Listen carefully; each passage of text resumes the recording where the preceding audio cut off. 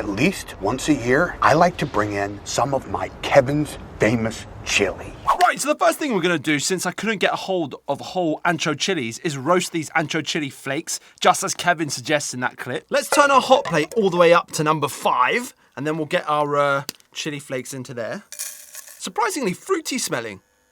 Smells like raisins. Spicy raisins. So we're just going to sit here and roast these until it starts to smoke. Lucky for you lot, it's going to happen like that. Right, so these are just about starting to smoke, so we'll take them off now and start preparing our paste. Starting off by pouring our chili flakes that we've roasted into here. Now into that, we're going to add some cumin, so we'll get a good amount in there. We'll add in some paprika, dried coriander. Now we'll add fresh coriander later. Some hot chili powder for a bit of spice and everything nice. We'll add about half a tablespoon of corn flour as well. This will help thicken things up later on. And now we want to get our beef stock in. I'll just put in a little bit, not too much, just to wet things a little.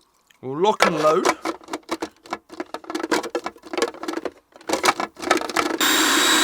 We'll just scrape this out and put it into a small ramekin here. That's a fancy word.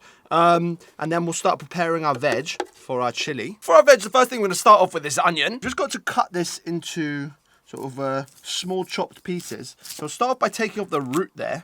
Yeah, I don't know if this helps other people, but I find if you're cutting onions and you want to not cry, basically, or have your eyes go too bad, go just slightly away from it and breathe really deep and get rid of all the sort of... And I do a few deep breaths. It typically helps a little bit. There's my 2 pennies worth. There's a fly I've been trying to get for a little bit. I was trying to swat it earlier. If I see you, fly. We're going to cut the tomatoes now, so let's take the stems off. So obviously, as Kevin says, he prepares them the night before, the tomatoes. I don't know why you would need to do that. Maybe you need to let them rest overnight in the fridge. I don't know. We're not going to do that. You need a very sharp knife to cut, especially these tomatoes are quite soft, so we've got our old Damascus steel knife. I think that's probably good enough size-wise. I'm trying just to be careful not to lose all of our good stuff here. And then we're just going to cut them into small pieces like so. Yeah, sometimes when I'm doing this stuff, I wish you guys could talk back, because then I could have a little chat with you just while I'm sat here doing, you know. You'll chat with me in the comments anyway later. Next on the chopping board is a couple cloverinos of garlic, so we'll do 2. Right, so I'm just going to give these a crush. I find them easier to peel once we crush them initially. So we'll give those a little go. Obviously, I don't want to chop this too fine. It doesn't need to be too fine for our chili. So as far as our chili situation goes, we're going to put 2 chilies, 1 red, 1 green, and not drop it on the floor. We're going to take the seeds out. You can cut chilies without gloves as long as you don't touch your eyes, or anyone else's for that matter. You're not going to have friends very long in that case, if you start touching people's eyeballs with chili fingers. Just before I forget, we're going to cut up some coriander, so you sort of bunch it up and have a go on it. Add some nice depth to our chili. To finish cutting our veg, it's time for the meat now. We've got steak mince, that's 15% fat, so this should be quite good for our recipe here. And of course, we have to get the same type of pot that Kevin uses, as I think it makes it a little bit more delicious. We'll start off by getting some oil into our pot. Now the meat goes to that. Make sure you grab the little paper thing. Just give it a little mixeroni to break everything up. So just add in a bit of salt, and then we're just browning it until all the pink is gone.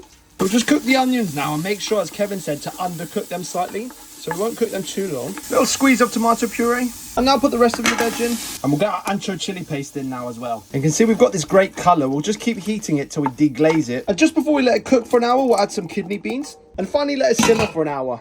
So our chili's just about finished cooking. Obviously, we had to serve this on the world's first car plate. That's a carpet plate. Look at that. Just like Kevin, let's spill some out onto our carpet. Look at that. That does look super good. Wouldn't quite be exactly the same if we didn't smush some in and try and scrape it back. Let's just do the same thing. Look at that. I'm excited to try this.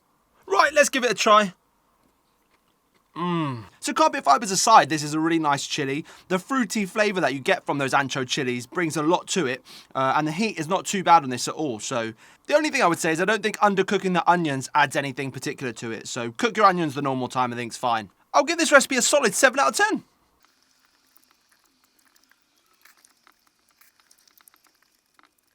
So that carpet plate worked quite well. I can see it maybe taking off as an idea. Let me know if I should go on Dragon's Den with it and pitch it to the investors. As you lot know, I get snacky during these cooking videos. So I got these Dorito stacks, which I guess is like what their version of Pringles might be. It's kind of strange. Is it just normal Doritos? Yeah, it's got to be maybe like a 5 out of 10 for me on those. They're all right. So that's Kevin's famous chili complete. Let me know in the comments what you think we should try next. I've got a few ideas planned, but I really love to see what you guys actually want to see me make with the food stuff next. So, yeah, I'm going to try and post every single day at 6, so make sure you subscribe to never miss them. Very cool. Yum, yum.